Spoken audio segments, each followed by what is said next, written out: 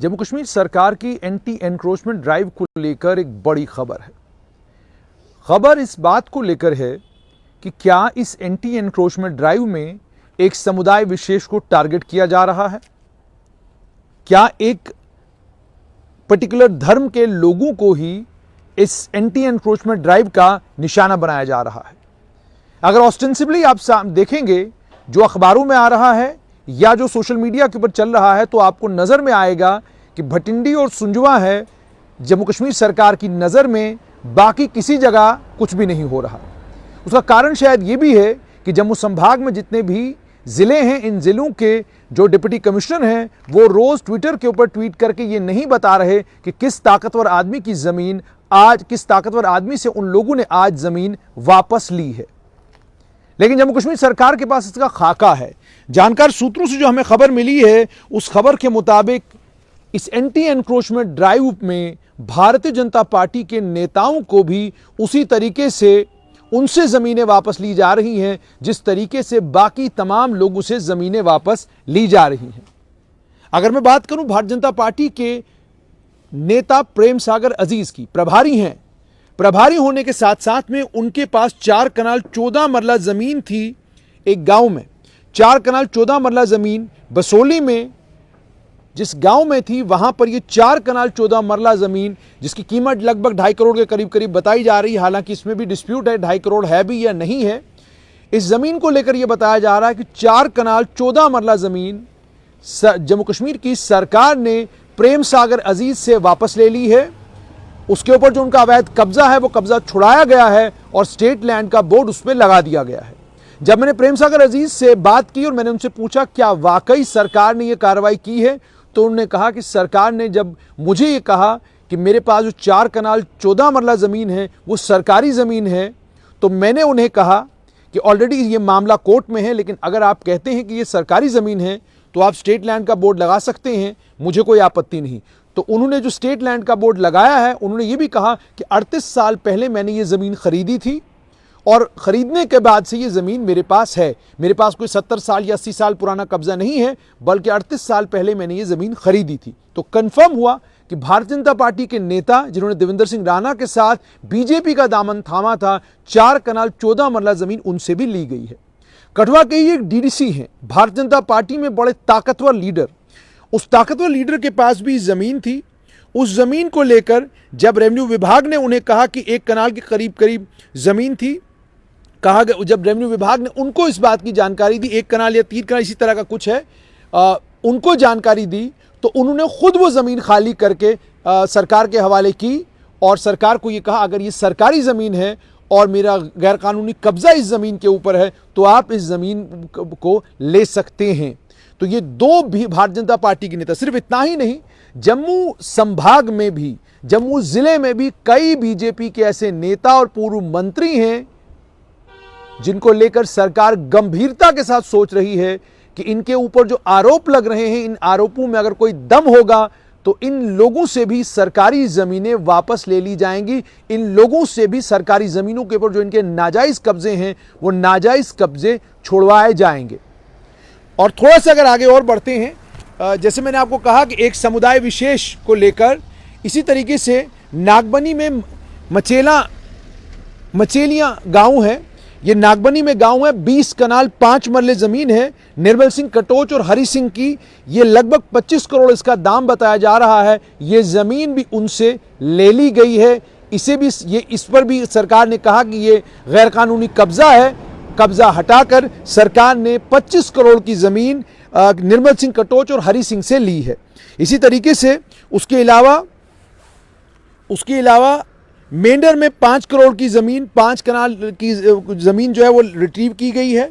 इसी तरीके से विलेज ढल्ली है, 11 कनाल रजौरी में बद्रीनाथ सन ऑफ काकू ब्राह्मण, 93 कनाल ज़मीन जो है वो मंगल ढाई में अब्दुल रशीद और उनके साथ 4 और लोग हैं जिनके पास थी, वो वहाँ से रिट्रीव की गई है। आरनोड़ा डोडा में 147 कनाल के करीब करीब ज़मीन को डोडा की एडमिनिस्ट्रेशन ने कहा हमने रिट्रीव किया है। ये रिट्रीव की गई है। गुलाम कादिर वानी सन ऑफ लसावानी, पूर्व MLA, उनसे 21 कनाल ज़मीन रिट्रीव की गई है। उसके अलावा एक्स ADDC गुलाम नबी बलवान एक सीनियर ऑफिसर रहे हैं जम्मू कश्मीर एडमिनिस्ट्रेटिव सर्विस के, 33 कनाल ज़मीन इनसे बरामद की गई है। शेख सलीम रज़ा, ये गुलाम कादिर वानी के सुपुत्र हैं, इनसे भी लगभग 35 कनाल के करीब ज़मीन जो है आरनोड़ा में वो रिट्रीव की गई है। अमरचंद सन ऑफ ब्रह्मू ठक्कर, 32 कनाल ज़मीन इनके पास थी, 32 कनाल ज़मीन इनसे रिट्रीव की गई है। तो इसका मतलब साफ तौर पर यह है कि जो जम्मू कश्मीर सरकार की ड्राइव है, जिस ड्राइव में जम्मू कश्मीर सरकार स्टेट लैंड अलग अलग जगहों पर रिट्रीव कर रही है, इस ड्राइव में तमाम लोग शामिल हैं। हर वो शख्स जिसके पास सरकारी ज़मीन है, उससे सरकारी ज़मीन के ऊपर से कब्जा हटवाया जा रहा है। और मैं आपको ये भी जानकारी दूं, सूत्रों के हवाले से ये भी खबर आ रही है कि जम्मू के कुछ नामी ग्रामी लोग, जिसमें बिजनेसमैन भी हैं, बड़े कारोबारी भी हैं, पूर्व कॉरपोरेटर भी हैं, उसके अलावा अन्य कुछ और लोग हैं, एक और बड़े कारोबारी हैं जो डेमोक्रेटिक आज़ाद पार्टी के साथ जुड़े हुए थे, बाद में पार्टी छोड़ दी, उस कारोबारी का नाम भी लिस्ट में, अन्य कई और लोगों के नाम हैं। लगभग 100 नाम ऐसे हैं जिन 100 नामों के पास सरकारी ज़मीन है और सरकार ने यह तय किया है कि एक एक करके इन तमाम लोगों से ये सरकारी ज़मीन वापस ले ली जाएगी। ये भी सूत्रों के हवाले से हमें पता चला कि जो लोग सरकारी ज़मीन को खुद सरकार के हवाले करेंगे, सरकार उनके खिलाफ कोई कानूनी कार्रवाई नहीं करेगी, लेकिन जो लोग सरकारी ज़मीन को सरकार को वापस देने में किसी भी तरीके की कोई रेजिस्टेंस करेंगे या किसी भी तरीके से रेजिस्ट करेंगे, या सरकार के साथ बताया जा रहा है कि अगर किसी भी जगह इविक्शन ड्राइव के दौरान अगर लोग तोड़फोड़ करने की कोशिश करते हैं, लॉ एंड ऑर्डर को अपने हाथ में लेने की कोशिश करेंगे, तो जो लोग ऐसा करेंगे उनके खिलाफ सख्त कानूनी कार्रवाई की जाएगी। और ये भी सरकार इस चीज़ पर इस बात पर भी सोच विचार कर रही है कि ये जो इविक्शन ड्राइव है, ये किसी एक समुदाय विशेष को लेकर नहीं की जा रही है, बल्कि सभी वो लोग जिन लोगों के पास सरकारी ज़मीन है, जो सरकारी ज़मीनों के ऊपर काबिज हैं लंबे वक्तों से, उन तमाम लोगों से ये ज़मीनें वापस ले ली जाएंगी। हर ज़िले में ये ड्राइव चल रही है और ये ड्राइव चलती रहेगी। किसी भी तरह का राजनीतिक दबाव जो है इस ड्राइव को नहीं रोकेगा, ये सरकार में जो बैठे हुए लोग हैं उनका कहना है। देखना यह होगा कि आने वाले दिनों में, जैसे कहा जा रहा है, मैंने आपको कहा भारतीय जनता पार्टी के नेता प्रेम सागर अजीज से 4 कनाल ज़मीन ली गई। एक डीडीसी हैं कठुआ ज़िला के, बड़े ताकतवर डीडीसी हैं, उनसे उन्होंने खुद सरकारी ज़मीन खाली करके जो है वो सरकार के हवाले कर दी। उसके अलावा अन्य कई और लोग हैं, यानी बीजेपी के पूर्व मंत्री हैं, पूर्व एमएलए हैं, जिनका नाम जो है सरकार की लिस्ट में है, जिनका नाम उस लिस्ट में है जिस लिस्ट को सरकार आहिस्ता आहिस्ता एग्जीक्यूट करने का काम कर रही है। 6 नोटिस ऑलरेडी इशू किए गए हैं। मैंने आपको बताया कि जम्मू में 6 नोटिस जो है साउथ में इशू किए गए हैं। इसी तरीके से कई और जगहों पर लोगों को नोटिस इशू किए गए हैं। ये स्टेट लैंड के ऊपर एनक्रोचमेंट हटाने का सिलसिला जो सरकार ने शुरू किया है, इसके बाद सरकार जो है फॉरेस्ट की लैंडों के ऊपर जिनके कब्जे हैं, फॉरेस्ट की ज़मीनों के ऊपर जिनके कब्जे हैं, जंगलात की ज़मीनों के ऊपर, उसके बाद सरकार उस लिस्ट को भी ऑपरेट करेगी।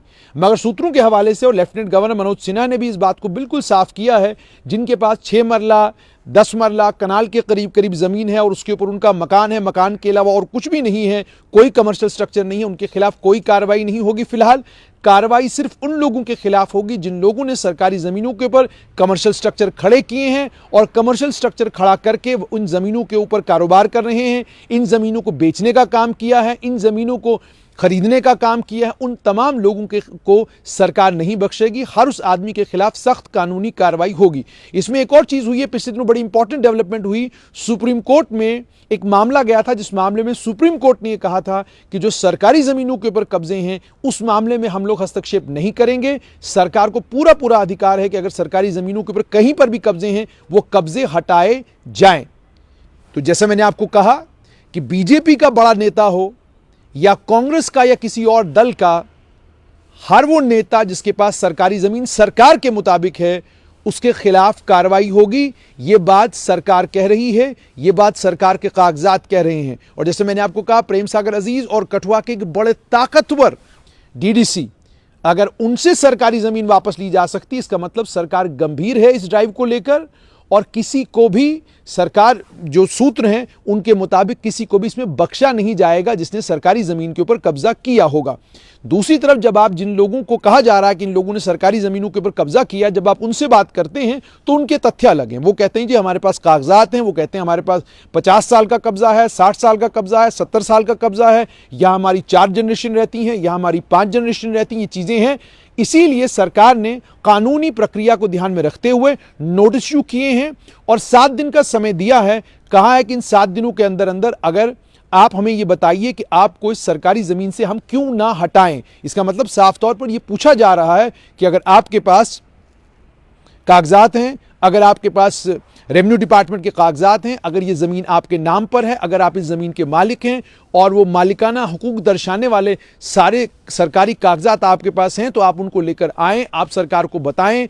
और अगर आपके कागजात आपके हक में बोलेंगे तो सरकार उस पर भी सोच विचार करेगी। और उसके अलावा आप जानते ही हैं कोर्ट का दरवाज़ा भी है, जिसे ये लगता है कि सरकार उसके खिलाफ कार्रवाई करेगी, सरकार उसके खिलाफ कार्रवाई कर सकती है और उसके पास जो ज़मीन है वो वाकई उसकी अपनी है, तो वो कोर्ट का दरवाज़ा भी खटखटा सकता है, कोर्ट से भी रिलीफ मांग सकता है। लेकिन उससे पहले, जैसे मैंने आपको कहा, सुप्रीम कोर्ट ने ऑलरेडी कोई भी रिलीफ देने से इनकार किया है।